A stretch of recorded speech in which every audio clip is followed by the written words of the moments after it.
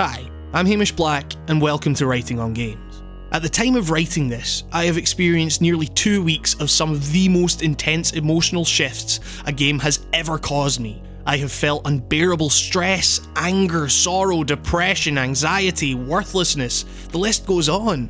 But I have also been granted with moments of overwhelming joy, absolute awe, surprise at my own ability, intense curiosity, and many other positive emotions. The game I am referring to, of course, is Dark Souls 3. The wealth and range of these emotional peaks and troughs have been in part induced by the game itself, and in part brought on by the context under which I have been playing it. It is this context that I would mainly like to focus on today. Think of this as something of an extension of last week's episode on reviews. If you've come here looking for a typical review of the game, then I'm sorry to disappoint you. This episode will be more anecdotal in nature, but through analysis of this context, I hope to come to a wider conclusion about the philosophy of reviewing games. If you must know my opinion on whether you should buy this game or not, however, then I would absolutely implore you to check it out. It's truly incredible, and in almost every way fixes everything that was wrong with Dark Souls 2 in my opinion. It at once represents a reflection on what made that first game so special, whilst also entirely subverting your expectations of what a Souls game can do. Truly, if this is the last Souls game to be produced, then it's an utterly fitting send-off. In short, you absolutely must experience this game if you're a fan of the Souls series up to this point. Now that I've gotten my glowing recommendation out of the way, we can begin to talk about the context under which I came to that opinion. First things first, at the time of writing, I have only just completed the main game, but have yet to see everything the game has to offer, far from it. It would be disingenuous for me to try and go in depth on the lore, for example, as much as I do adore what I've been able to decipher from it thus far, because I frankly haven't seen it all, and I have no idea how long it will take me to do so.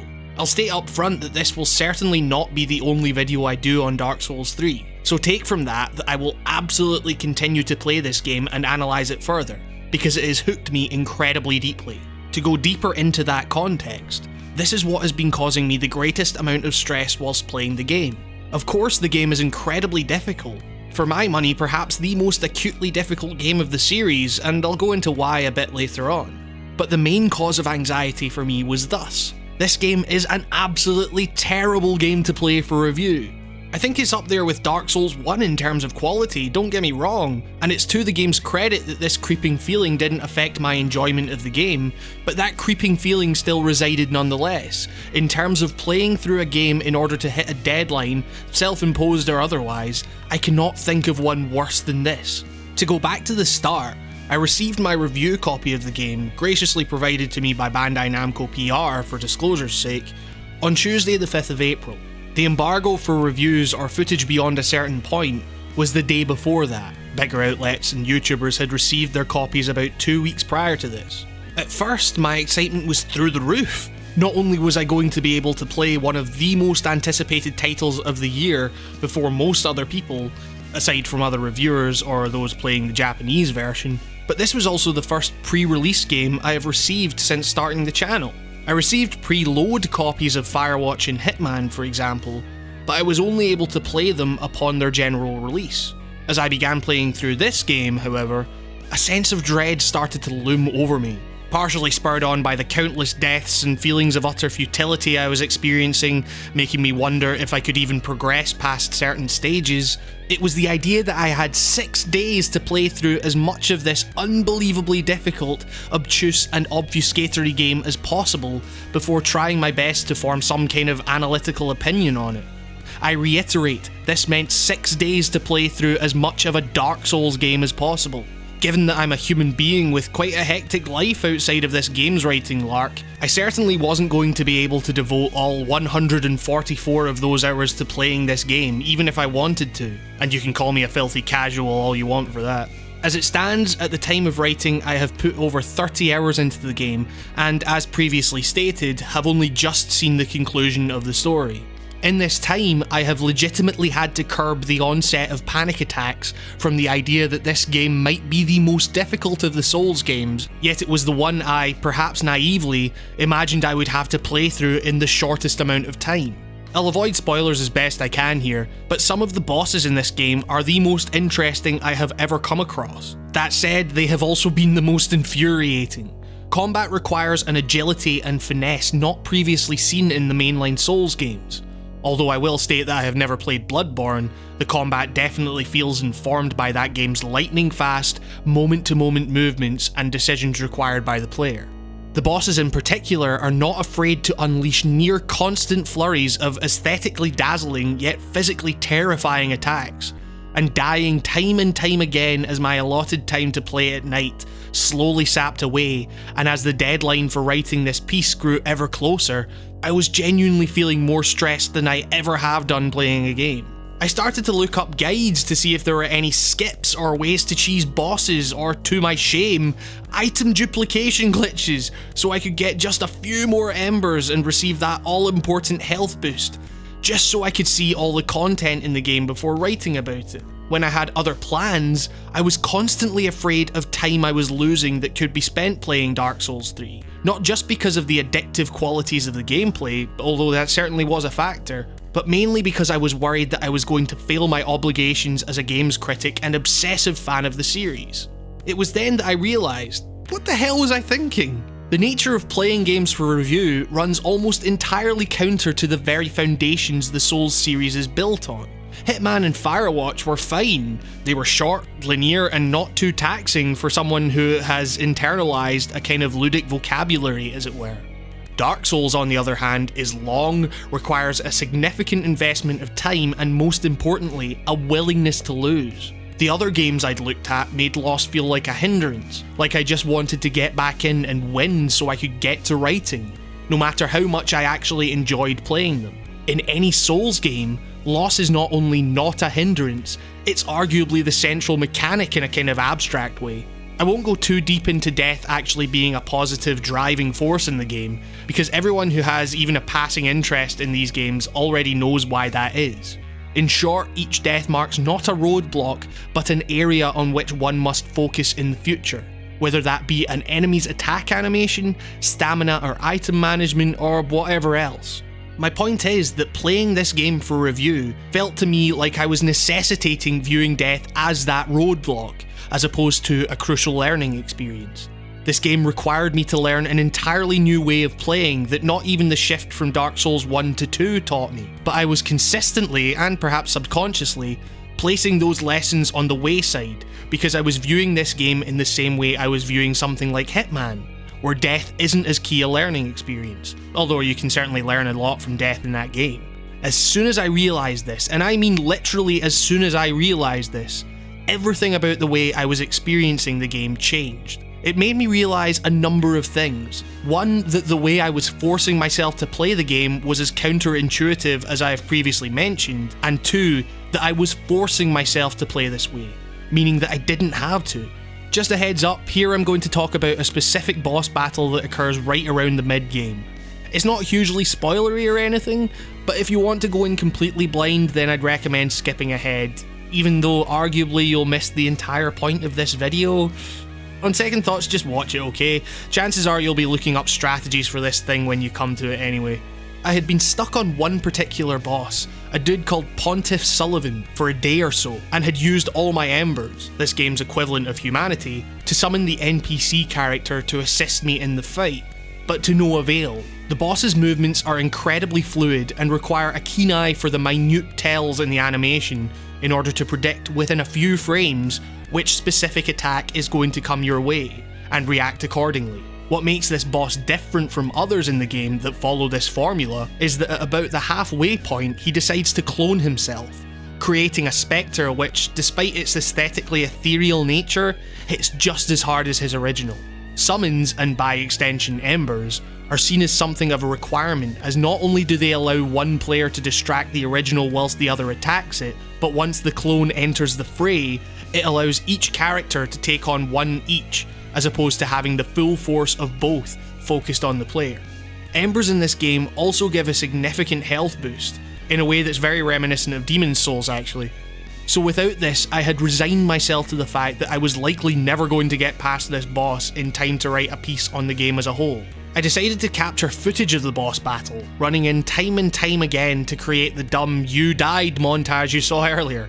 But as I was doing this, a wave of liberation washed over me. I realised that as a result of not being able to beat this boss, that I had no other choice but to contemplate what I had so adored about the game up to that point. And that's when I realised that not only was I playing this game in a way that runs counter to its very design, that fundamental design helped recontextualize my previous experiences in the game in a way that allowed me to approach this game with a clarity that was, up until this point, lacking.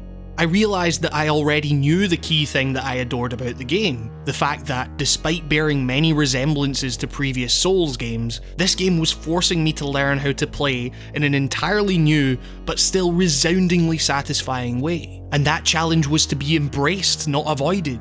The next time I approached the boss area, the feelings of panic had somewhat subsided. I was focused merely on capturing footage for a game that I now felt little pressure to beat under any self-imposed time frame.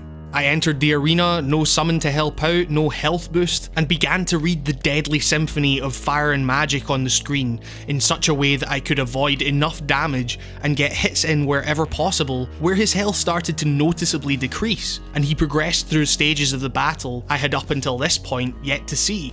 As his clone arrived on the scene, I was able to remain focused on the task at hand, and realised that most of the time the clone was merely copying the attacks of the original for one, and two, it also had significantly less health, and so could be taken down in a few hits. In the heat of the moment, however, it was hard not to notice how sweaty my palms were getting. That said, I kept reading the attacks, backing off and healing when things went wrong, and using my newfound focus and knowledge of the boss's attacks and the duo dynamic between the original and the clone in order to steadily make a dent in that enormous health bar. In what was one of the most gut-wrenchingly tense battles I have ever fought through in a Souls game, I struck the final blow and he went down, and I genuinely needed to take a break for a few seconds to try and figure out what had just happened. I was finally playing the game the way it was meant to be played. This wasn't just the typical satisfaction associated with beating a Souls boss after dying time and time again. This was twofold. It was the ultimate liberation of realising that my time limits and my need to rush through the game to see all the content were entirely self-imposed. That I actually became a better player, and by extension a better critic, after I disregarded those limits.